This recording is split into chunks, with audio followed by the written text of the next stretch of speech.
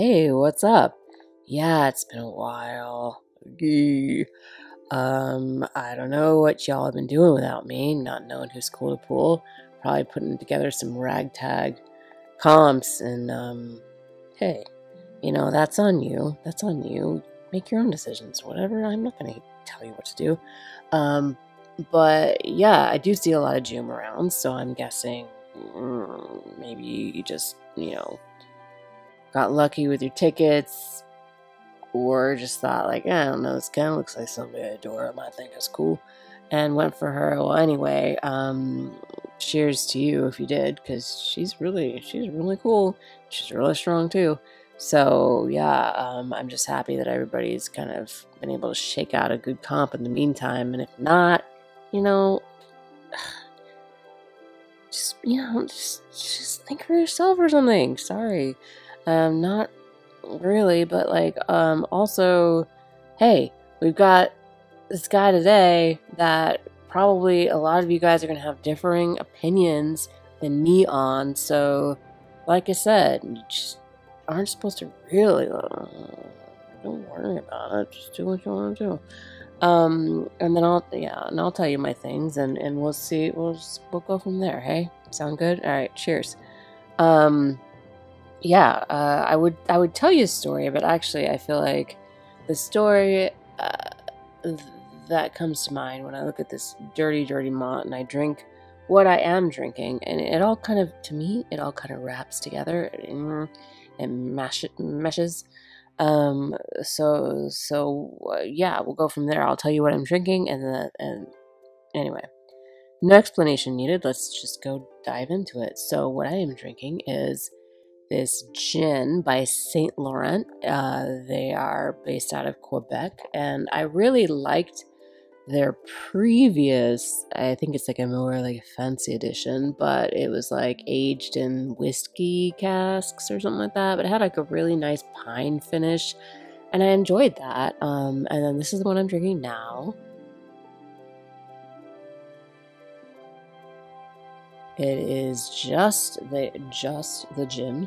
No aging, no whiskey casks, nothing like that. But the description was really nice. They kept talking about the salty finish and the seaweed, and I was like down for this because I really like this Icelandic gin that like was infused with sugar kelp and things like that made it extra yummy and flavorful. So I'm drinking this one on ice, as I like to drink my gin. And yeah, some people like a cucumber or whatever. But I immediately, when I poured this into a glass and tasted it for the first time, it brought me back to my childhood. And why is that? Let me tell you about my childhood. So I know you want to hear all about it, but I have I'm one of 5 kids. And we had, like a pretty nice sized backyard for where we live. And we had a tangerine tree in it. And when I first smelled and sipped this gin, that is the memory that went straight into my brain. And it is the memory of having tangerine peel smell under my nails as a kid, and we spent all summers in that backyard. This is back when, like, it wasn't frowned upon to have like an outside dog. Now that's like, oh, it's so mean. How could you do that to your dog? But like, it was cool. It was just like he lived outdoors, and like the weather wasn't that bad, and he had a doghouse, yo. They had dog houses in cartoons, so it was like awesome. This is great. This is it's a great place to hide when you're playing hide and seek.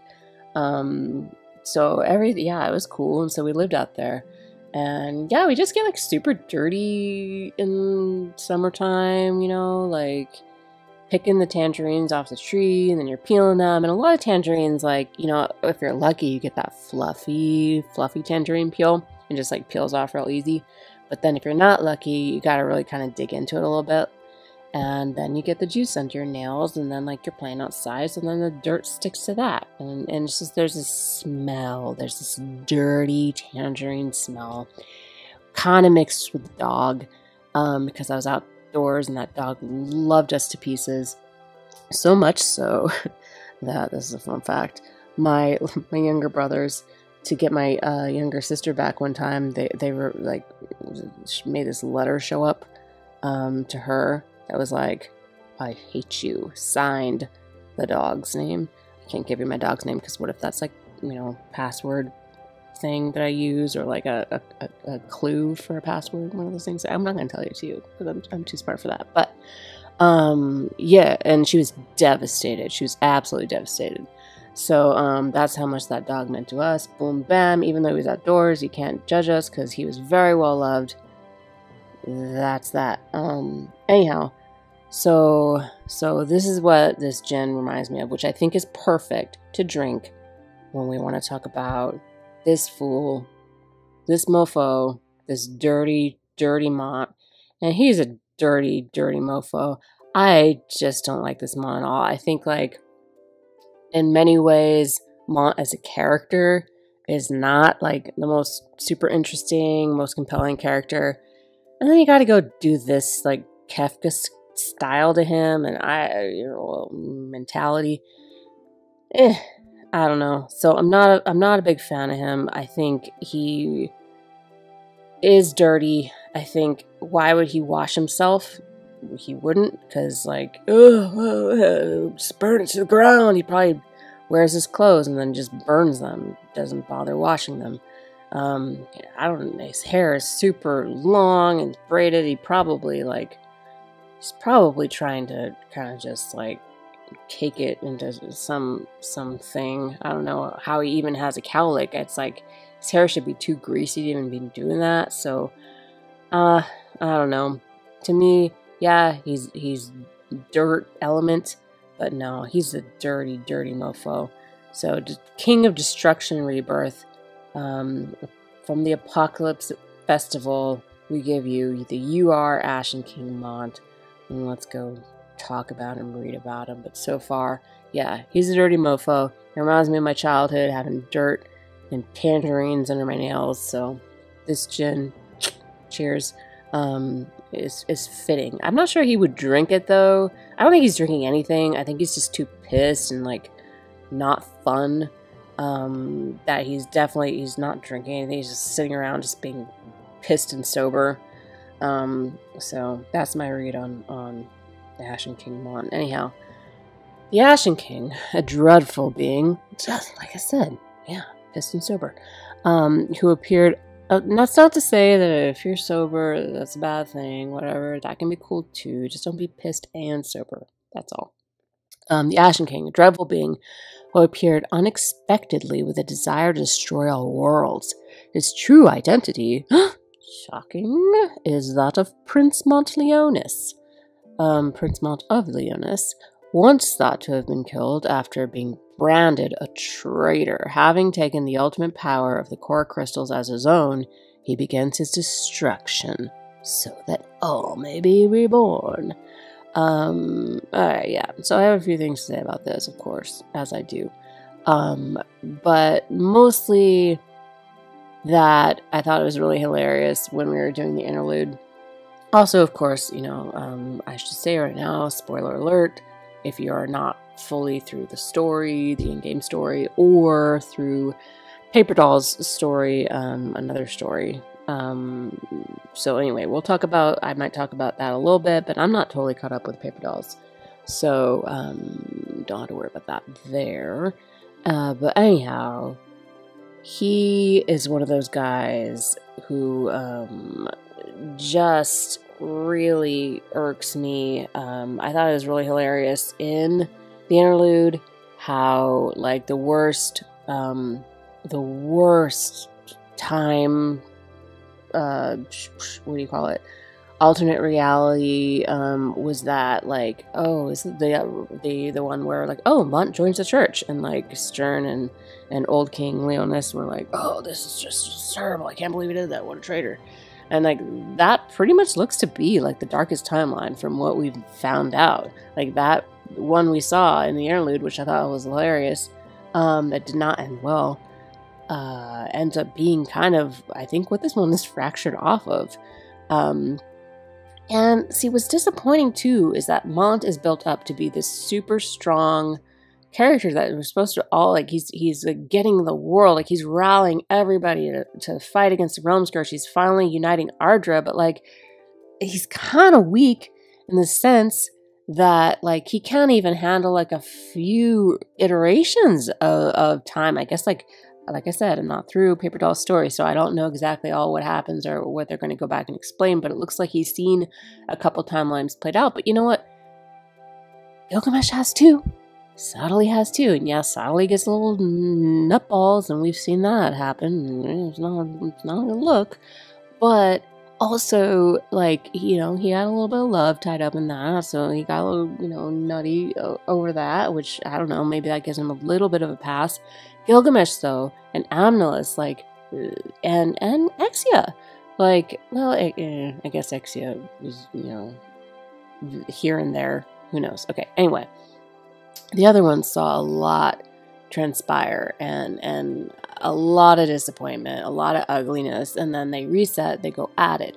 This guy has no threshold for that, because he gets like, ooh, seriously upset and wounded. So I don't know, I'm a little bit concerned about his ability to be like this grandstanding, like he's supposed to be the one uniting. Now it's like I almost feel like the Paper Doll story like ruined my viewpoint of him a bit in that sense, because it makes him look really fragile, I think, mentally. And I know you could be like, well, I'm sorry, but he's seen a lot of darkness. Like, that would totally impact you. And you're like, yeah, sure it would. But it didn't impact Gilgamesh, like, in that way. Like, yeah, I mean, like, he had to start, like, doing some crazy things and manipulating some people and some families and you know, telling twins that or telling parents that, like, their twins can't coexist. You gotta choose one kid to kill or something like that. Like, that's kind of dark. That's crazy. But, like, I don't know. I just feel like I kind of thought that Mont maybe should have been a little bit able to shoulder some of this, and all of his like crazy positivity should have come out. So that's my long monologue on the King of Destruction and Rebirth, Ashen, King Mont. So that said, I guess let's like look at this Limit Burst. It activates additional damage effect when using own attack abilities for 3 turns, deals non-elemental damage of a minimum amount, and does not affect chains. Lowers unit attack resistance of up to 2 targets for 3 turns while dealing earth damage of an extra large amount while bestowing haste on self for 3 turns. That's heavy loaded. Haste is always useful. You go whip around and hit your opponents. So that is probably something he'll get in and use on you. Here's what it looks like if you want to see that. Oh yeah, he's pulling out that I wanted to call it the chlamydia crystal, but whatever, the dark crystal warrior that he stole magic from. Anyhow, yeah, see, yeah, he just even when he does his evil deeds, he's just like not even like the best evil deed doer ever. All right, Trust Master Reward is the Ashen Infernus. That is a shield object that gives you a nice little hit point stat, some defense, some spirit, and critical evades ability, which will bestow Man-Eater upon physical attack on self for 4 turns, while raising area attack resistance and strike resistance for 3 turns. We haven't really seen like a ton of like strike resurgence. Like we're seeing like the strike evade comps every once in a while, like in guild battle or whatever. But mostly like everything is so slashy. So I don't know. That's kind of weird. There's my comments. Anyhow, let's read about this. A pauldron from Ashen King Mont's suit of armor. At one point, he was all but ready to abandon the creation of a weapon for himself, as the time it was taking grew more and more daunting. But by way of an almost miraculous coincidence, the weapon was completed. When he held it in his hands for the first time, the pig iron that clung to the weapon fell to the floor. This excess material was used to create this pauldron, and as such it resonates with the Ashen King's blade, allowing him to unleash the ultimate degree of his power during battle. I mean, I don't know what he was doing with a bunch of pigs, but again, it's like not really making you look that cool, Mont. I'm sorry. Alright, so his main job is Ashen King, Vanguard Striker class, a job highly suited to fighting extended battles with its use of AP auto-restore and courage, in addition to being able to sabotage its foes' combat capabilities by inflicting ailments such as silence and sleep. Oh, sleep's the worst. Ceiling, well, I like sleep. I'm having a hard time sleeping lately. It's really, really annoying. It's probably because I'm getting older and I'm just waking up so many times. It's rough. Anyway. Sealing Bear Destruction and removing haste and additional damage effects. It can inflict massive damage to up to 2 targets while lowering their unit attack resistance. Sounds pretty incredible. Alright, next we've got the Nightblade, Vanguard Striker class, a job that facilitates advantages in battle via resistance to multiple attack types and use of draining abilities. And then lastly, Pugilist, Vanguard Physical Tank class, a job with high fortitude that can use abilities which increase in power for every time it has taken damage during battle. Anyhow, he's going to be Sword Knight, and that's one of the things to know is that he's not going to have like direct card synergy with the great swords or all of like the red mage, like, you know, like Howlett, Reagan, that class. There's a lot of those guys with that one. Sword Knight, we don't see that much. So that's probably fine for a lot of you that are just like, well, I don't know, he's strong, and look at him, he's so mean, this guy's like mad, and look on his face, and I just want to go kill things, look at him, he's so mad. So like you might be, I was trying to show you how mad he was, but I don't know, he doesn't want to really dance for me. Well, anyway, yeah, so you might like that, you might like his braid and whatnot, but I'm just gonna tell you, guys, I don't know, I don't think he's cool at all. I think this game, like I said, like the main story I think is really good, and even like another story with the paper dolls like really has some really good moments that I've enjoyed, but I just find like as much as I enjoyed this story, I really loved seeing some of the characters that didn't get a lot of screen time in the main story be alive again, or people that we never saw before be alive again. That was really cool too. And it kind of flipped the script on some characters and story events, and like, you know, who's important, who's alive, and who's making things happen and who's not. And I did love the change with Oldoa, because I think she's been a really fun character in the main story, as we've seen her, especially like her friendship with Grifford. So I've loved watching that, and so it was cool to see. It's cool to see the Ashen strategist and kind of like what had to go down to kind of persuade her to join in. But I don't know. I'm just not digging this Mont. I don't think he's cool.